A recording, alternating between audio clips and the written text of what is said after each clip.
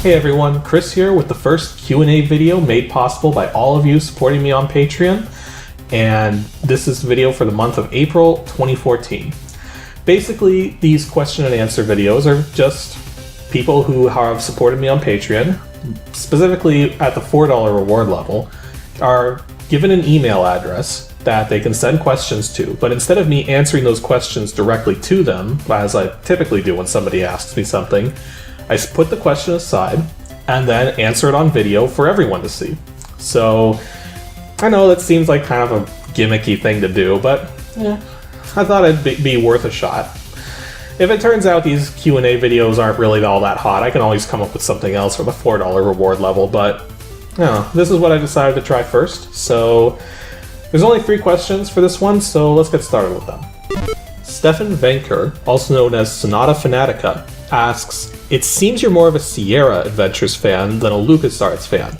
Do you like LucasArts adventures? And if so, which one is your absolute favorite?"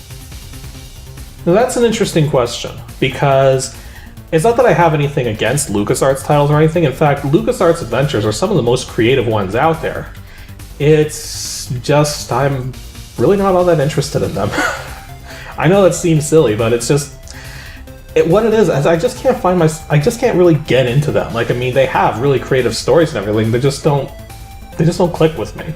There are some exceptions though, like, I mean, Maniac Mansion was one of LucasArts' very first titles like this, and that one is that one is ridiculous, and it's actually ridiculously hard too. But what's interesting about it is just all the different endings and everything, like, and plus it's one that I played as a kid.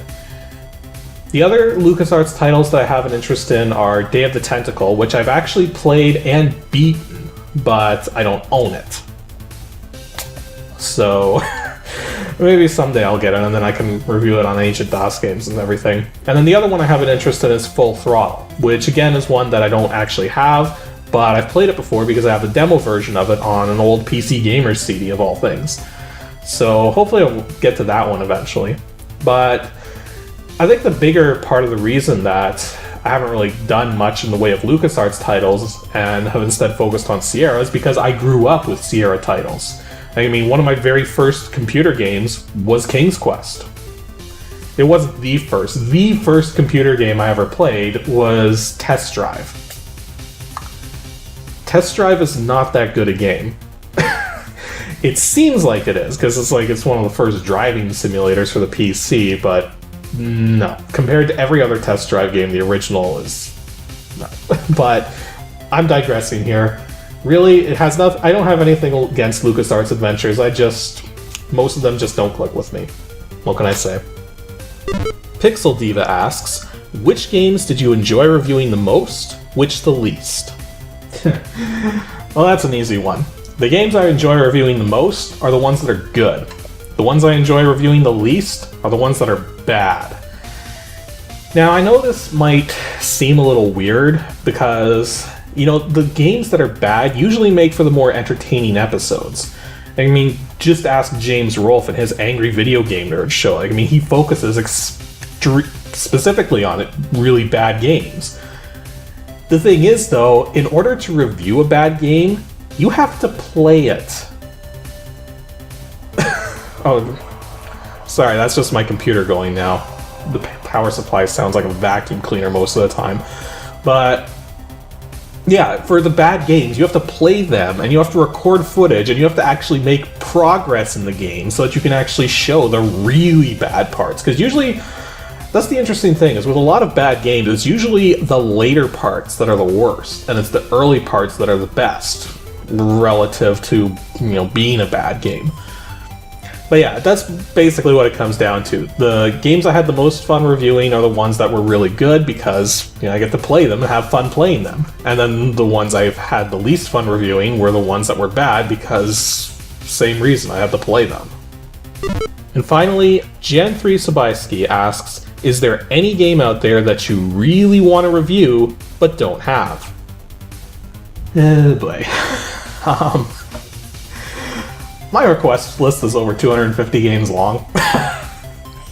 Yeah. So I'm like, there's games that I would like to review, and a lot of them are on the request list, but I don't own them, and believe me, there are a lot of them. Though the funny thing is that now that Ancient DOS Games is starting to make more progress in terms of, you know, viewership and getting an ad revenue, even though the ad revenue it's really small, but also especially thanks to all of you supporting me on Patreon now. Like, I mean, it's going to make it easier for me to get all these games that I want to cover but don't already have. So actually, the game I'm reviewing next Saturday is one that I just recently picked up. The Saturday after that is some game that's the fan sent in. So, and then the next game, first game for the start of May is another game a fan sent in, and then I'm not sure what I'll do after that. I do have a bunch of games though that I bought specifically to review on Ancient DOS Games that I haven't actually covered yet. Because I just have so much other stuff to do. Like, I'm only reviewing 5 games every 2 months. And when you think about that, that only equates to 25 games a year. And there's thousands of DOS games. This show's probably going to go on for a while, now that I'm actually getting more titles again. Though, there is one thing I should mention, is that specifically games from Epic Mega Games are some of the hardest ones to get. The one game that I'm really on the lookout for right now is Jazz Jackrabbit, because that's the most requested game for Ancient DOS Games right now. But it's from Epic Mega Games and I don't own it. And everything from Epic Mega Games is just really hard to get unless the original authors made it freeware. Another one I want to get is Jill of the Jungle, but again, same reasoning. It's not freeware and I don't own it. So it's actually, Jill of the Jungle is only, it's in the top 20, but it's not at the top of the list. So, but you know, it's another one I want to cover. So I think games like that are probably the ones that fit that question the best. The games that I want to review, but not only don't have, but are really hard to get. Yeah, there were only 3 questions this month. Yeah, those of you supporting me on Patreon should have an email address that you can send questions to, so that I can review, or not review, so that I can answer them in this manner. But if you don't have that email address for whatever reason, just let me know. I can send it to you again, or just send me a regular email and just say, please put this in your Q&A videos or something like that. But yeah, so if you want to support me on Patreon so that you can submit questions for these videos, just that link right there, just follow that to my Patreon page. The minimum pledge level for being able to submit questions is $4 a month, and it's only there for those of you who really want to do that. As I've said before, Ancient DOS Games and all these videos will always be free to watch. It's just there for those of you who want to give that extra support. And if you just want to support the show from spreading the word about it, telling your friends, or just watching it because there's ad revenue, small amount of ad revenue, but just because of that, like, really, enjoy the show however you want to enjoy it. That's what matters. And that's all there is for this Q&A video, so see you guys next time, I guess? I don't know, I'll play with this format a bit.